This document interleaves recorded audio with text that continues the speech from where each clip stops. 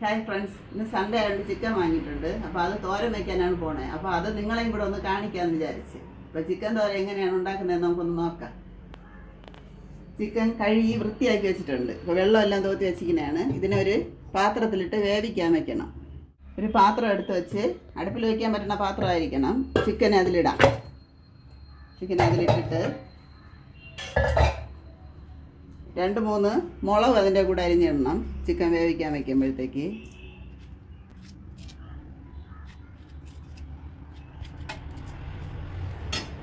കുറച്ച് മഞ്ഞൾപ്പൊടി ഇടണം.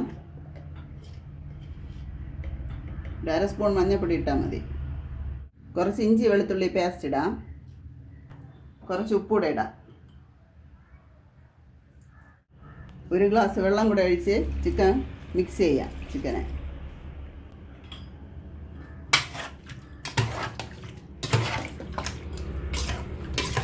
കൂടെ 2 തണ്ട് കറിവേപ്പില കൂടെ ഇടാം.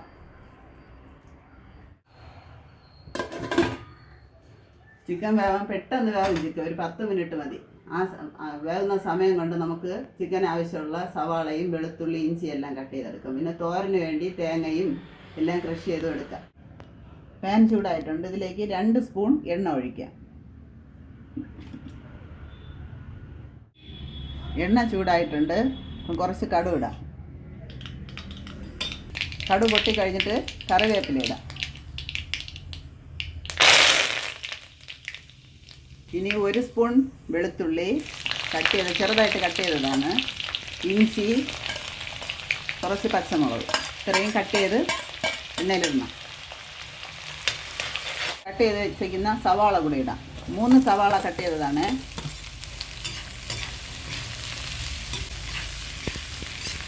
സവാള നല്ല രീതിയിൽ വഴറ്റിയെടുക്കണം. സവാള വഴറ്റിക്കൊണ്ടിരിക്കുമ്പോൾ തന്നെ കുറച്ച് ഉപ്പ് കൂടെ ഇടണം. ഉപ്പ് ഇറച്ചിലിട്ട് വേവിച്ചിട്ടുണ്ട്, അതുകൊണ്ട് കുറച്ച് ഉപ്പിട്ടാൽ മതി. സവാള കുറച്ച് വെന്തതിന് ശേഷം വേവിച്ച് വെച്ചിരിക്കുന്ന ചിക്കൻ ഇടണം.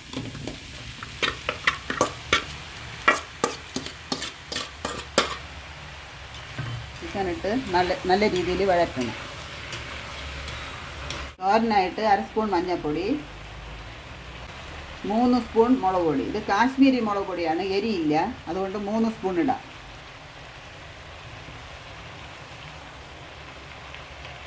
കുറച്ച് ഗരം മസാല. ഇത് വീട്ടിൽ പൊടിച്ച ഗരം മസാലയാണ്. 1 സ്പൂൺ ഗരം മസാല. ഇത്ര ഇട്ടൊന്ന് മിക്സ് ചെയ്യണം.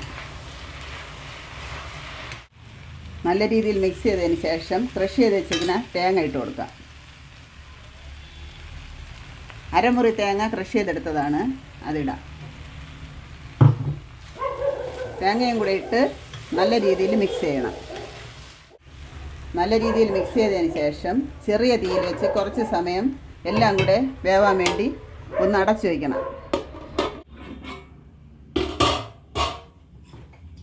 ചിക്കൻ തോരൻ റെഡി ആയിട്ടുണ്ട്.